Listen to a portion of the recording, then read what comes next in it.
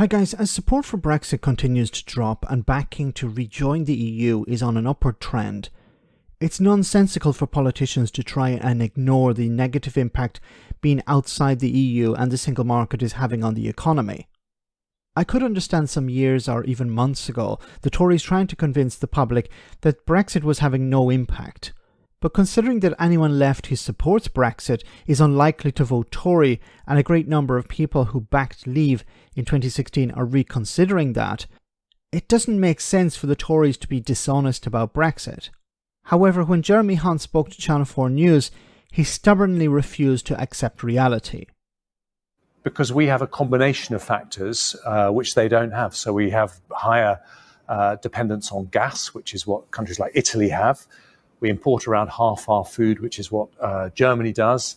And we have very low unemployment, a tight labour market, which is what happens in America. We've got all of those factors. And Brexit was a big factor in some of that, weren't they? Certainly in terms of the labour market. Well, we've had low unemployment since long before Brexit. It's actually been a strong feature of our economy. But what it does mean... But you're not saying Brexit hasn't been a factor in inflation, I think you need to look at the figures. I mean, you always try and persuade me that Brexit has been a factor. You need to look at the numbers here. The fact is that it's to do with those factors. It's to do with the high energy prices, the food imports, the tight labour markets. Now, if you look at America, if you look at Europe, they have done the same things that we're now doing. So if we follow the course we're on, if we stick to the plan, we can get inflation right down. And that's what today's numbers show. Look, we all know that Brexit is having an impact. But my question here is, why don't the Tories just admit that? We don't expect the Tories to be honest.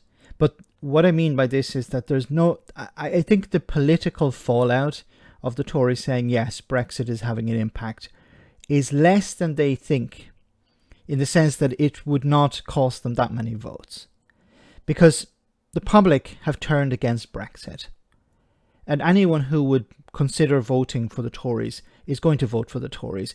Anyone who's considering voting against the Tories, being honest about Brexit isn't going to make any difference. But it would allow them to say, okay, yes, Brexit is having an impact. This is what we're going to do about it. And it would actually, I think, if they were being honest, it would actually help them at the polls. I think it would actually convince some voters who are not sure to actually back them. Because of course they're not going to do anything to fix Brexit, but they could actually admit, yes, Brexit is having an impact. This is what we're going to do about it. This is how we're going to fix those problems. But by saying that there aren't any problems caused by Brexit, I think is turning voters off.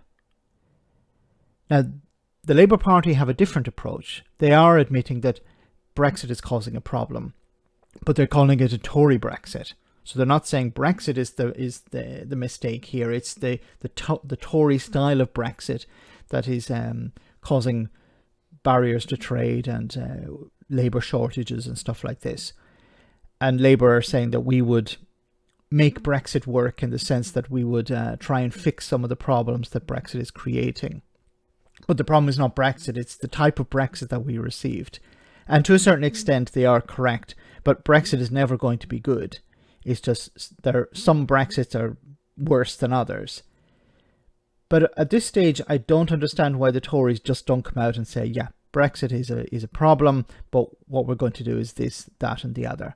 It would be being dishonest with the public, but it would actually help them, I think, at the polls. I think it would actually help them hold on to a few seats if they were actually honest about Brexit.